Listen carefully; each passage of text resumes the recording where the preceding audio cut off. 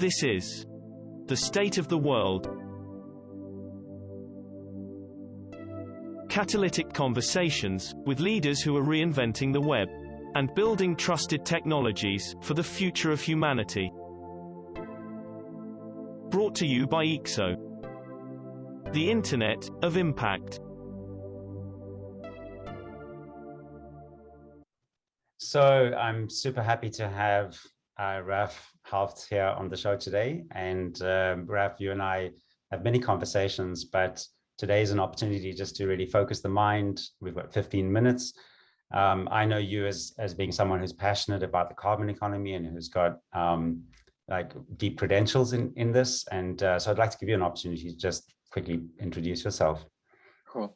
Yeah, thanks, Sean, for inviting me here. Yeah, I'll try to keep it quick. So I'm an engineer by training, but fell into the blockchain rabbit hole and never looked back because of its potential to solve like really complex coordination problems. And I think there's a lot of them in carbon markets, and that's where I decided to put my energy into. So I've helped launch Curve Labs, which is like a dev shop and research agency for Web3 technologies, and mainly focused on DAOs. And then got sidetracked into my own project, CO2can, which is about basically building the infrastructure that allows carbon markets to be brought on chain. And now partnering with DAO, which is essentially a first carbon-backed currency protocol, which is, yeah, I think I'll have the opportunity to talk about it later, but that's like the TLDR on me. Fantastic. So, we start off the show with a question. What is it that's got most of your attention right now about the state of the world? I know there are many things that interest us, and there are some things that you kind of just like wake up in the morning and you go, you know, something's changed, or there's something happening, and it's often the precursor to a tipping point. And if we can identify that, you know, it allows us to do things earlier and more effectively. So what's got your attention at the moment? Yeah, I mean, tipping point, you know, also in like climate science, it's like it's a term that is used very often. And I think we've seen a couple of like manifestations throughout these last weeks, be it like, you know, the floods. I live in Berlin myself, in Germany. There's been quite severe floods. There's like wildfires in California and Siberia. So I think you know, the writing was on the wall, but we can see that our climate is changing, and it's not just the climate. I think also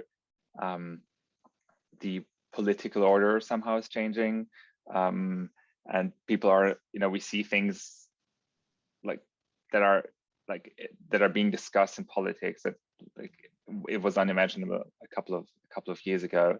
The rise of populism, anyways. Like, so I think, for me personally, obviously, I'm mostly involved in the whole climate side of things, and I can see that it feels like finally it's on the agenda, also on the political agenda, but also, and I think that's almost a better signal, is that it's on the agenda of like big corporates and like just the finance ecosystem, like the financial world itself. So this gives me hope, to be honest. Like I think there's like a certain momentum right now that wasn't there a couple of years ago, and I can feel that in my like daily work, and I think I'm sure you can too. I mean, you've been very much a pioneer in the space, and sometimes, you know, probably maybe too early for a lot of these pioneering ideas. So I'm sure you know exactly what I'm talking. So yeah, top of my mind is that I think we're in the right spot right now. Like, we have an opportunity to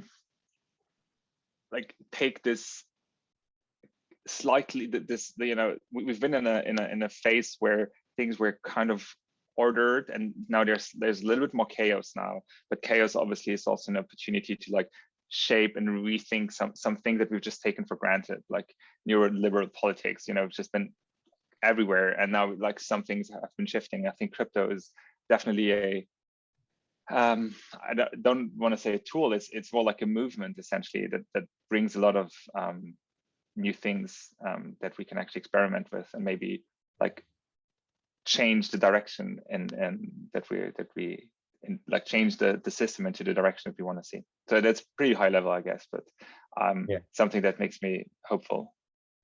Yeah, hope is important. Yeah. So I think this is a theme that is coming through in a number of these talks, is about how these concepts that were quite abstract for most people, such as climate change and of course blockchain, are now becoming much more tangible. They're becoming much more kind of what we experience in our day-to-day lives. Maybe slightly less so blockchain, but it's emerging for people out there, and this intersection is super interesting. And so what is it that you're actually working on, and that you believe has got some catalytic potential to really make a difference, whether that's experimental and still quite abstract, or something quite practical amongst all the different things that you're involved in?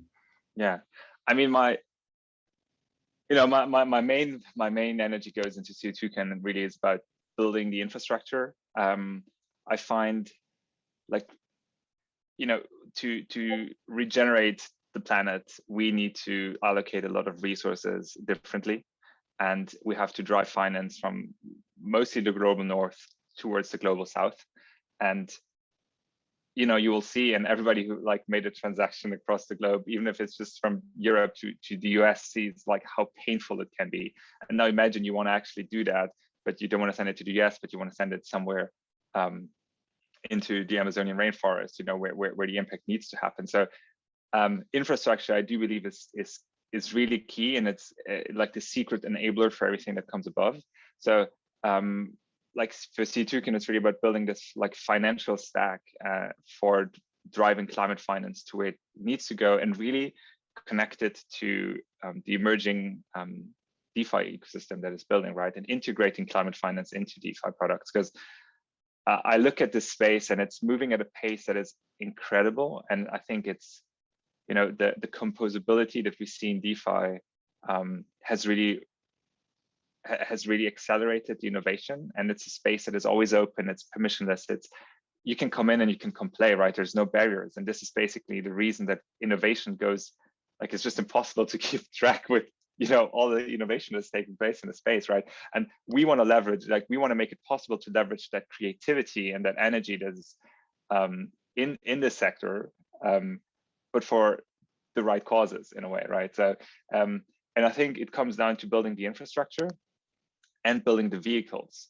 So infrastructure, one of the things that we're building right now is a carbon bridge, which essentially connects legacy carbon registries and standards with the blockchain world, so that we can start using the assets like carbon credits and offsets and all of that on chain, and start integrating them into products, and then partnering with organizations like you or Regen Network to, also improve the standardization and like the whole process is how these natural capital assets are actually created. So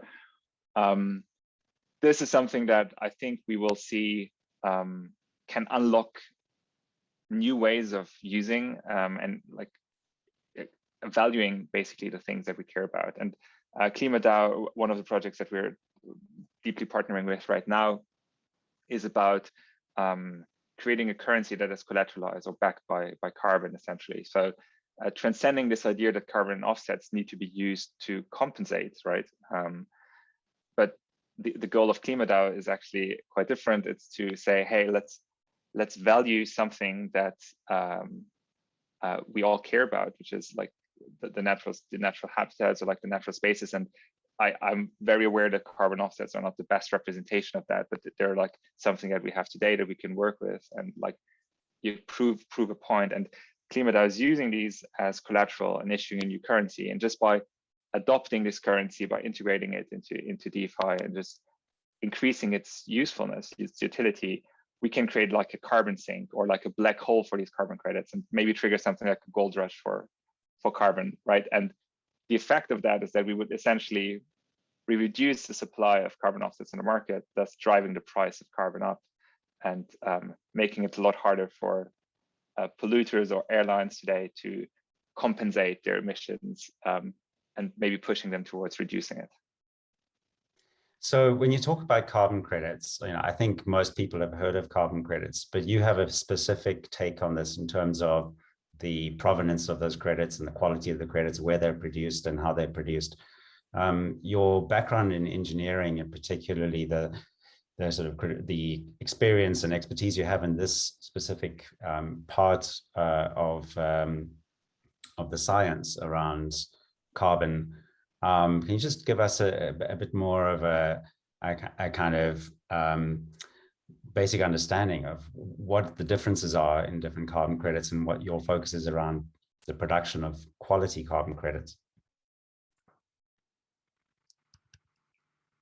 I lost you there for a second. So just the question was just around how we understand carbon credits, different types of carbon credits, and your mission to really focus on quality carbon credits, how they're produced and what they originated from. Yeah, I mean, there's a lot to unpack there, right? Like carbon credits, there's the voluntary carbon market, there's the compliance markets, which work with emission allowances, which are essentially the governments or regulatory bodies that give out the right to pollute. But in the voluntary carbon market, what we see is that there's like private standards essentially that say what's good and what's wrong and how things should be produced. So a carbon offset project has to choose one of these standards and then follow their guidelines and how everything is done.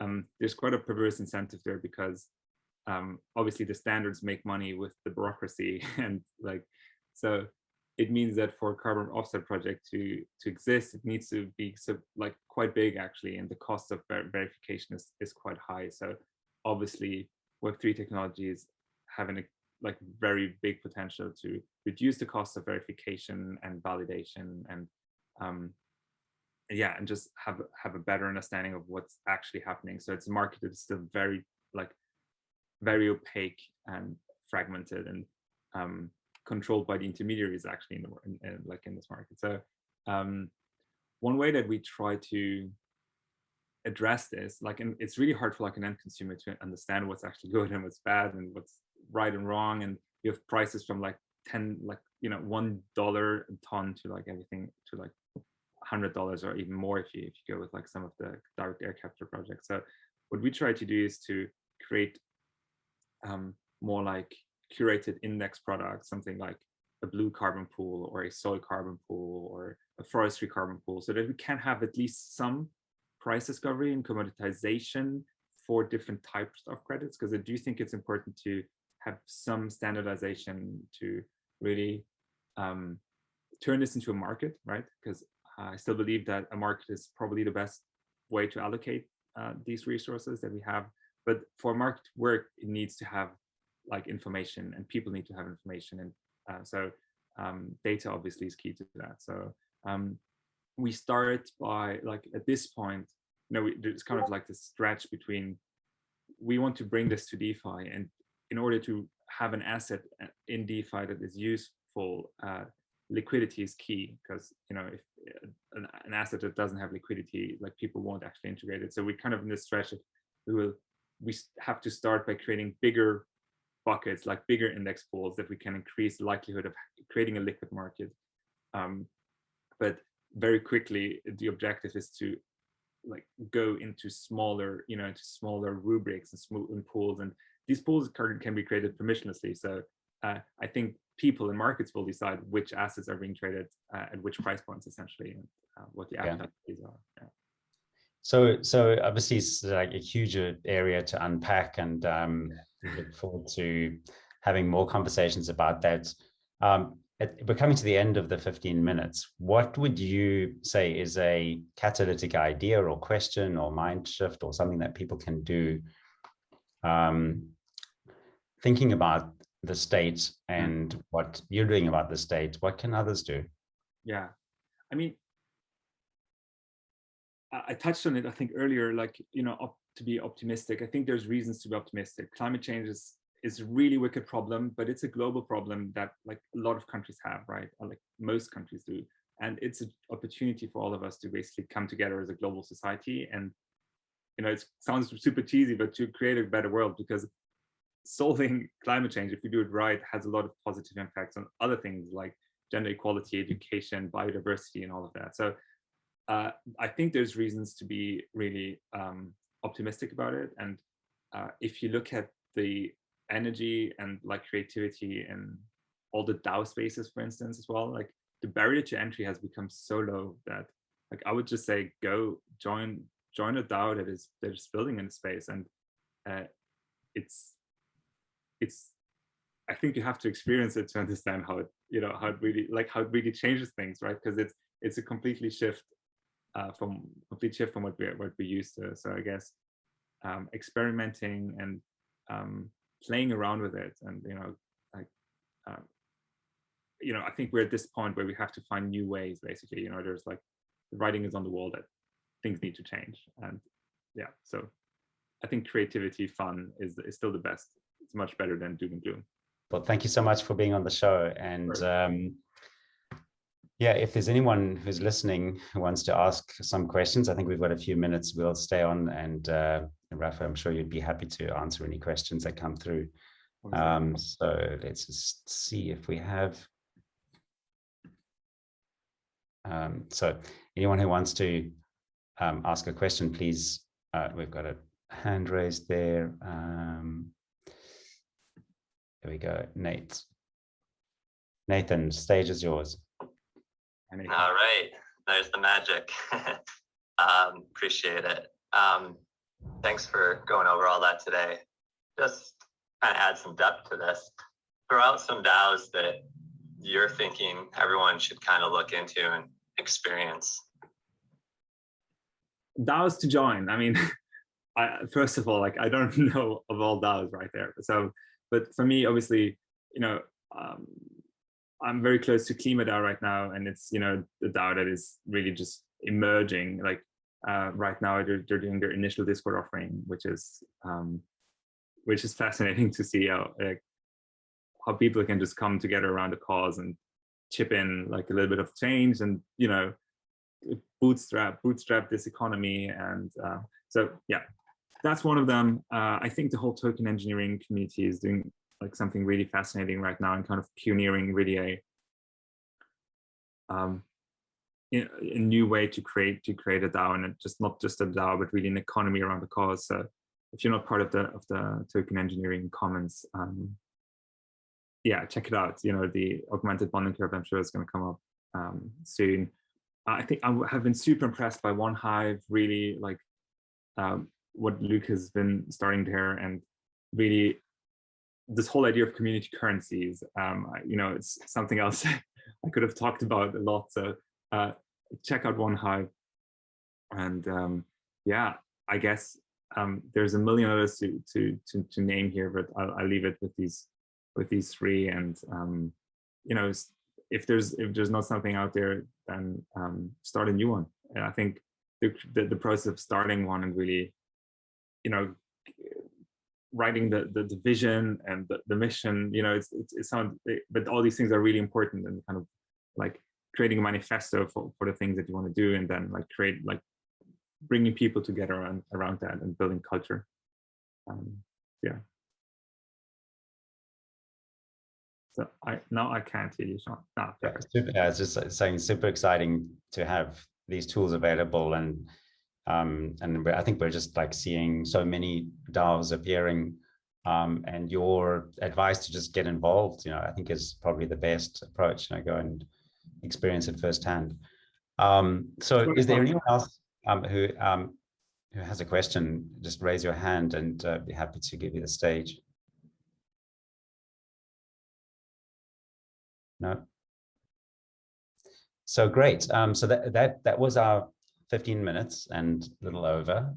Thanks to everyone who joined. This will be posted to YouTube, and we'll have another conversation coming up this Thursday, every Tuesday and Thursday at the same time. Great leaders who are leading change to change the state of the world with technologies, and we look forward to more. Thanks so much. Thank you, Sean.